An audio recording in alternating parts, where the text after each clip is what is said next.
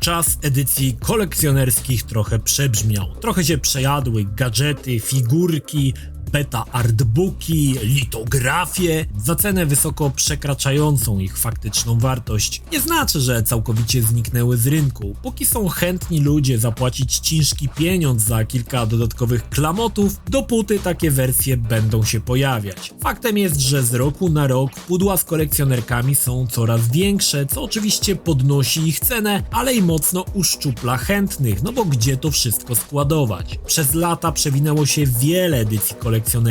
Dobrych, bardzo dobrych i tych najgorszych, dziadowskich, których wstyd pokazywać komukolwiek. Oto 10 takich dziadów, których deweloperzy powinni się wstydzić, a same kolekcjonerki najlepiej byłoby zakopać gdzieś na pustyni albo wystrzelić rakietą w kierunku słońca. Forza Motorsport 3. Forza dobrą ścigałką jest, jak mawiał Mickiewicz.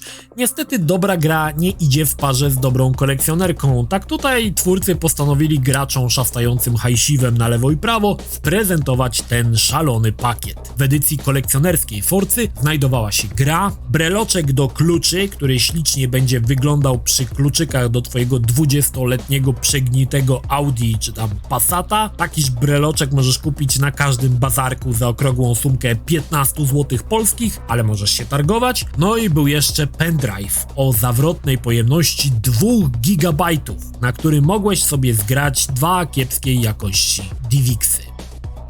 Batman Arkham Asylum.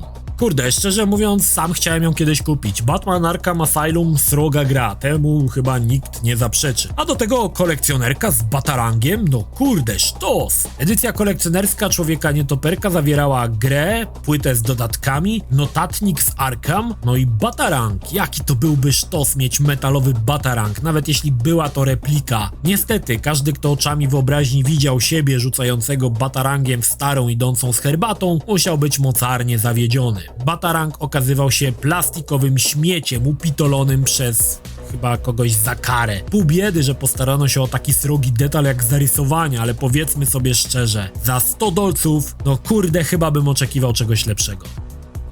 Perfect Dark Zero. W serię Perfect Dark nie miałem przyjemności, ale słyszałem wiele dobrego. Wersja na Xboxa 360 doczekała się wersji kolekcjonerskiej, która w sumie była tylko dla prawdziwych fanów. Była to jedna z tych wersji, przy których słowo bieda powinno być wytłuszczone zaraz pod dumnym napisem Collector's Edition. W zestawie była oczywiście gra w całkiem ładnym steelbooku, dorzucono na pociechę bonus DVD z jakimiś pierdołami, żenado komiks i limitowaną laserową tekturkę zwaną Glyph Card. Ta ostatnia była najciekawsza, bo kart było 9 różnych, ale kupując grę dostawałeś tylko jedną, więc jeśli koniecznie chciałeś mieć wszystkie, musiałeś być po pierwsze nienormalny, bo trzeba było nabyć 9 takich samych gier, po drugie znaleźć drugiego nienormalnego, który też kupi 9 kopii, abyście mogli się potem wymienić. Oczywiście pewnie i tak byście nie mieli wszystkich, więc trzeba byłoby poszukać jeszcze kilku innych z chorobą kompulsywnego wydawania gotówki na Perfect Dark Zero Limited Collector's Edition. Call of Duty World at War.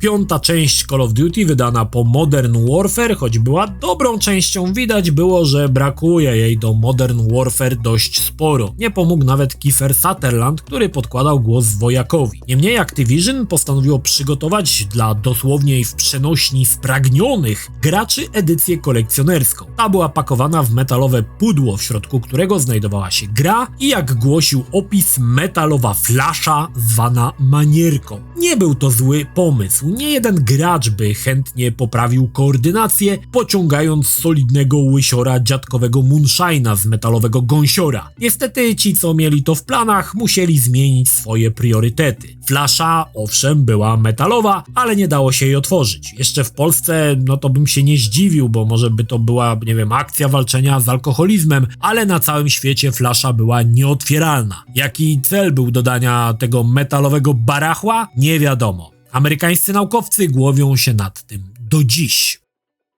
Alone in the Dark.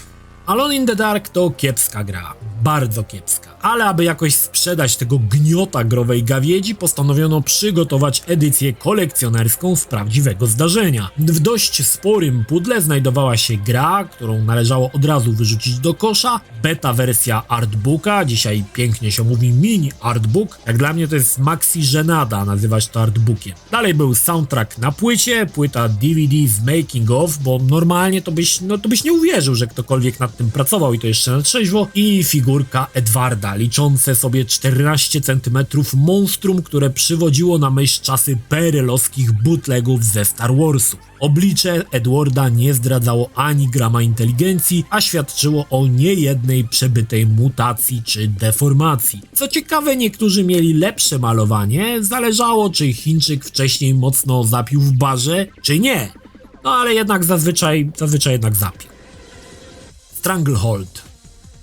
Okej, tutaj też nie wiem jak to opisać. Stranglehold to taki trochę zapomniany perełek. Nie jest to coś super ekstra, ale przyjemnie się w to grało. Twórcy nie chcieli być gorsi i też przygotowali edycję kolekcjonerską, więc trzymaj się z krzesła, byś nie wpadł w wrażenia. Jeśli miałeś Xboxa, grę dostawałeś w steelbooku z dodatkową płytą z materiałami z produkcji. I w zasadzie to wszystko. Biedne, ale jeszcze można to określić edycją kolekcjonerską. Ale jeśli miałeś PlayStation 3, no to szykuj się na nowy poziom żenady. Grę otrzymywałeś w normalnym pudełku, w środku nie było zupełnie nic poza płytą i jakimiś papierami, zupełnie nic, co by świadczyło, że jest to edycja kolekcjonerska, ale na otarcie łez, że wydałeś kupę hajsu, okładka miała wydrukowane Collector's Edition i w tym w zasadzie różniła się od zwykłej edycji. No i jeszcze na tej samej płycie co gra był film Hard Boil, którego i tak byś nie obejrzał. Ciężko powiedzieć, gracze której konsoli zostali bardziej wydymani. Mam wrażenie ogólnie, że porówno. Assassin's Creed. No dobra, to edycja, na którą sam się naciąłem. Choć jak się okazuje, dzisiaj bardzo poszukiwana. Całość była zamknięta w metalowej puszce, która robiła dość dobre wrażenie. W środku była gierka, komiks, który liczył sobie aż 6 stron, więc czytania było w opór, szczególnie na długie zimowe wieczory. Dalej był bonus DVD z jakimiś filmami, których nawet nie pamiętam, i figurka Altaira. Oj, ta figurka to ozdoba każdej kolekcji. Liczyła sobie, tutaj lepiej usiąść, bo cię zwali z nóg, 6 cm całkowitej zajebistości. Ale nie to było najlepsze, ponieważ malowali ją chyba niepełnosprawni niewidomi przy użyciu nóg i raczej byli wybierani tacy, którzy trzymali w stopie pędzel pierwszy raz. Spojrzenie na dostojne oblicze Altaira od razu pokazywało, że ktoś mu przerobił japę na tatar. Było to tak biedne, że nawet w Polsce wstydzili się tego gniota wydać. I Polska dostała solidną statuę bohatera. A któż został pokarany tym dziadostwem, zapytasz? Otóż Brytyjczycy. Całe szczęście po tej wpadce Ubisoft już nigdy nie pozwolił sobie na takiego gniota. Jeśli chcesz cieszyć się Altairem po spięciu w inkubatorze za używaną kolekcjonerkę, trzeba zapłacić około 90 funciaków. Ale wierz mi, lepiej spożytkuj je na coś innego, nie wiem, wyrzuć je do kibla albo nie wiem, daj na tacę. Dead Space 2.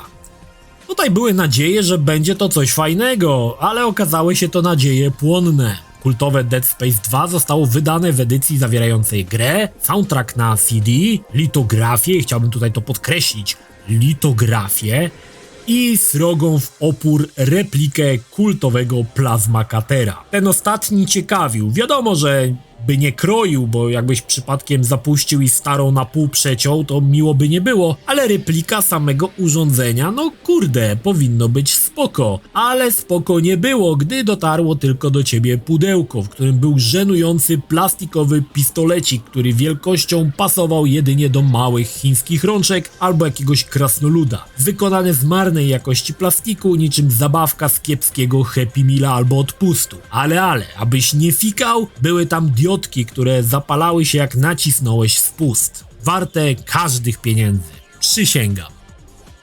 Fear 3. Kolejni geniusze. Z racji wydania Fear 3, w którym jednym z przeciwników była Alma, twórcy postanowili to uczcić, wydając edycję kolekcjonerską. W zestawie znalazła się oczywiście gra ze steelbookiem, komiks wydany przez DC, choć nazwanie tego komiksem to potwarz dla wszystkich komiksów świata. Bardziej nazwałbym to kiepskiej jakości broszurką z kilkoma stroniczkami. No i oczywiście gwóźdź programu. Figurka Almy, która jest w ciąży. Nie wiem, jaki był sens tworzyć tego maszkarona, bo Alma ani nie grzeszy urodą, a już na pewno nie jakością wykonania. Ale to jeszcze nie wszystko. Otóż figurka świeci w nocy. Znaczy jej brzuch świeci w nocy. Fantastycznie. Szkoda, że nie ma też diodek w cyckach i lampionów w dupie. Ależ by to było świetne. Na pewno nie jedna, niedoszła dziewczyna z tulejarza, który to miał na półce, postanowiła sobie odpuścić osobnika, który taką figurkę kobiety w ciąży postawił sobie ze świecącym brzuchem. Jeśli uważasz, że figurka jest piękna, no to jesteś osobnikiem, który najpewniej kupi też kolejną kolekcjonerkę. Dead Island Riptide. Miło mi ogłosić, że chyba najgorszą kolekcjonerkę wyprodukował Techland przy okazji promocji Dead Island Riptide. Gra była niezła, choć mocno wtórna, a skoro tak, to niech ludzie chociaż zapamiętają kolekcjonerkę. W zestawie znalazła się gra ze steelbookiem, całkiem ładnym, dalej rzecz, którą posiada każda szanująca się edycja kolekcjonerska, czyli litografia, a mówiąc językiem prostego człowieka, kawałek tekturki z nadrukowanym marnym, randomowym obrazkiem. Ale litografia, jak to brzmi, jakby miało podnieść wartość kolekcjonerki co najmniej o 100.